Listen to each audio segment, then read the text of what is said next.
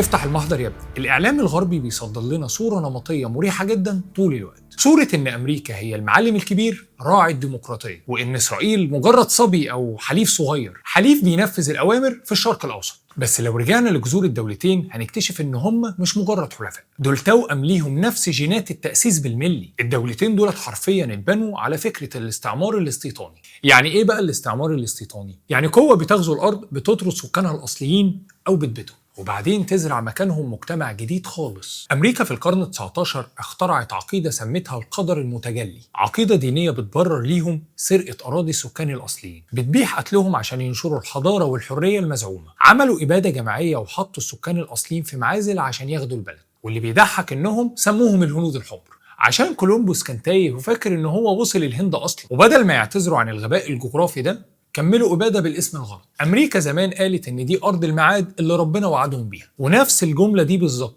سمعناها من صهاينة أوروبا وهم نازلين يحرقوا في الأرض المحتلة. التوأم ده ما اتخلقش بالصدفة، الاتنين اتولدوا من رحم عقيدة واحدة، أرض بلا شعب لشعب بلا أرض. الاتنين بيجمعهم إحساس مرعب بالاستثنائية، إحساس إن هم فوق القانون الدولي ومحدش يقدر يحاسبهم. إحنا النهاردة مش بنحلل سياسة، إحنا بنفتح ملف استخباراتي محرم بيجاوب على سؤال في الشارع: هو مين بيشتغل عند مين؟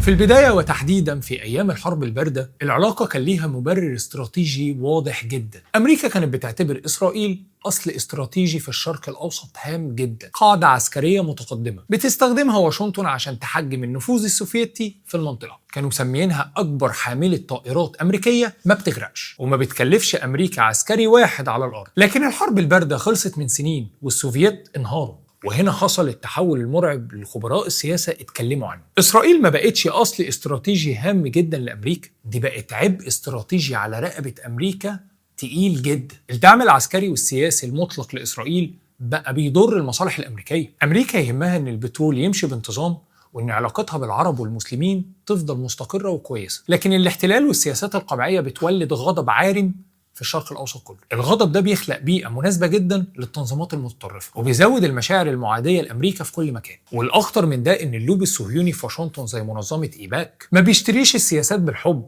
ده بيشتريها بالتهديد والابتزاز. اللي دعموا وزينوا الحرب العراقية سنة 2003 هم اللي بيزنوا على حرب إيران دلوقتي. أمريكا خسرت تريليونات الدولارات وآلاف من الجنود ودمرت مكانتها العالمية في مستنقعات ملهاش آخر، وإسرائيل قاعدة بتتفرج وهي حاطة رجل على رجل. لو إسرائيل فعلا أداة عند أمريكا، فليه الأداة دي بتعض الإيد اللي اتمدت لها؟ التاريخ السري مليان صدمات استخباراتية بتفضح كذبة التحالف المثالي. في سنة 1954 أمريكا كانت بتحاول تفتح صفحة جديدة مع مصر. إسرائيل شافت إن التقارب ده مع عبد الناصر هيهدد مصالحها، فعملوا عملية إرهابية قذرة اتعرفت بعديها بفضيحة لافون. الموساد جند شبكة خلايا سرية من اليهود المصريين، وأمروا الشباب دول يفجروا سينما ومكاتب وشركات أمريكية وبريطانية في القاهرة واسكندرية. الهدف الخبيث إن هم يلبسوا التهمة دي للإخوان المسلمين أو الشيوعيين عشان أمريكا تكره مصر ويقولوا إن البلد دي فوضوية ومش أمان لا للبريطانيين ولا للأمريكان. تعال بقى لسنة 1967 والكارثة الأكبر مع سفينة USS ليبرتي. إسرائيل ما كانتش صدفة إنها تضرب السفينة، ده الطيران الإسرائيلي قعد يضربها بالنابالم والتوربيدات البحرية لساعات طويلة، لدرجة إن القائد الأمريكي كان بيشوف الطيران وهو بيعدي من فوقيهم وبيشاوروا لهم قبل ما يضربوه علشان يمنعوهم من إرسال أي رسالة استغاثة لواشنطن. إسرائيل قطعت أجهزة الاتصال وشوشت على الإشارات بالكامل، وفي الآخر يطلعوا يقولوا بكل بساطة: سوري بالغلط، افتكرناكم سفينة مصرية. يا بجحتك يا أخي، كانوا متأكدين إن إسرائيل عارفة كويس إنها سفينة أمريكية. إسرائيل ضربت السفينة دي متعمدة علشان تعمي عين المخابرات الأمريكية وتمنعها من مراقبة تحركاتها، علشان ما يشوفوش خطتها لضرب سوريا واحتلال الجولان. والمفاجأة إن إدارة الرئيس الأمريكي ساعتها دارت على الفضيحة، قبلت الاعتذار ودارت على الملف وكأن مفيش أي دم أمريكي ساح. تفتكر الخيانة وقفت عند الضرب في البحر؟ لا طبعا. في سنة 1984 إسرائيل عملت اختراق استخباراتي مرعب جندت محلل استخبارات جوه الجيش الامريكي اسمه جوناثان بولارد. الراجل ده ما سرقش مجرد ورقتين، ده سرب عشرات الالاف من الوثائق باللغه السريه. الراجل ده دمر منظومه التشفير الامريكيه بالكامل، كشف اساليب امريكا الدقيقه في جمع المعلومات عن العالم كله، عمل ضرر للامن القومي الامريكي لا يقدر بثمن. ورغم غضب مجتمع المخابرات الامريكي، ورغم ان رئيس المخابرات هدد بالاستقاله بسبب الفضيحه دي، الضغوط السياسيه واللوبي نجحوا في النهايه، نجحوا ان هم يدوا له الجنسيه الاسرائيليه ويخرجوه من السجن ويرجع اسرائيل ويستقبلوه كبطل قومي. السؤال اللي بيجنن اي عقل، ليه واشنطن بتسقط وبتطاطي على كل الدم والإهانة دي؟ التفسير السطحي بيقول عشان اللوبي وفلوس الحملات الانتخابية، أو خوف السياسيين من تهمة معاداة السامية اللي بتنهي حياتهم السياسية. بس الحقيقة المخفية في غرف الكواليس أبشع من كده بكتير. السر الحقيقي هو التجسس والابتزاز السياسي. السر هو صناعة ملفات الفضايح اللي بيسموها الكومبرومات. وثائق وكالة المخابرات المركزية كشفت مفاجأة، كشفت أن المخابرات الإسرائيلية بتطلب من عملائها جمع القذارة. القذارة دي مقصود بيها جمع المعلومات الشخصية والمسيئة لكبار المسؤولين، عقيدة كاملة مبنية على اصطياد نقاط الضعف عشان يلووا بيها دراع أي سياسي.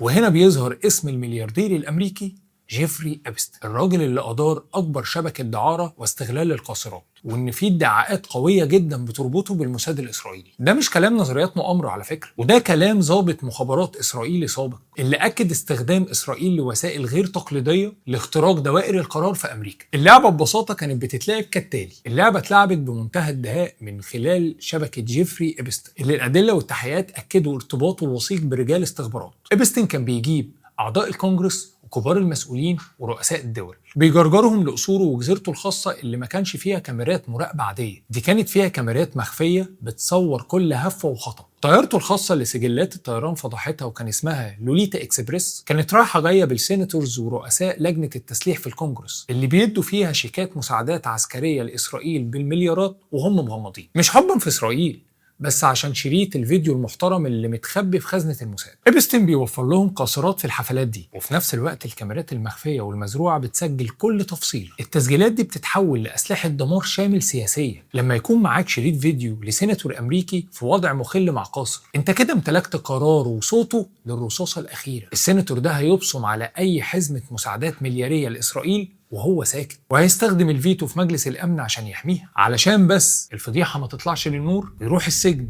بدل ما يروح الكونجرس.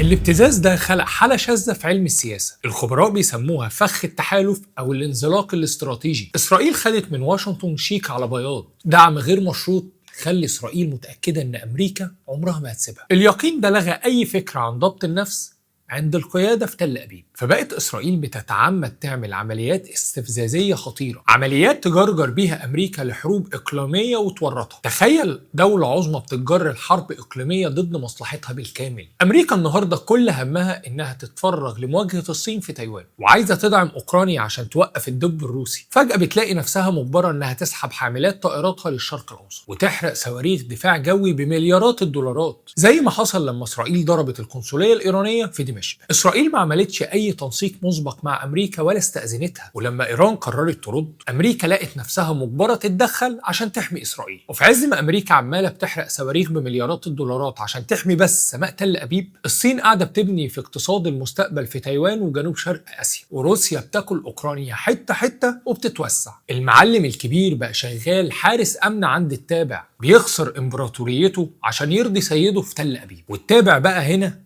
هو اللي بيورط المعلم، وديل الكلب هو اللي بيحرك الكلب. يا ولاد الكلب. اقفل المحضر يا ابني. لما نيجي نسأل سؤال مين شغال عند مين، الواقع والتاريخ بيقولوا ان امريكا مش هي القوة العظمى اللي بتدير المشهد. امريكا في الحقيقة سجينة لولاءات مفروض عليها بابتزاز جنسي وسياسي ومالي. صناع القرار في واشنطن بيفضلوا ان هم يحموا سمعتهم وكراسيهم حتى لو الثمن هو المصلحة القومية لبلدهم. التحالف الاستراتيجي ده مجرد كذبة متزوقة. الحقيقة ان امريكا بتتنازل عن سيادتها وجنودها ومصداقيتها عشان تدفع فاتورة الفضايح والشرايط اللي مسكها عليها اسرائيل. شاركونا في التعليقات، هل كنتم تتخيلوا إن أكبر دولة في العالم قرارها مسلوب بالشكل ده؟ التحقيق لسه مستمر. سلام عليكم.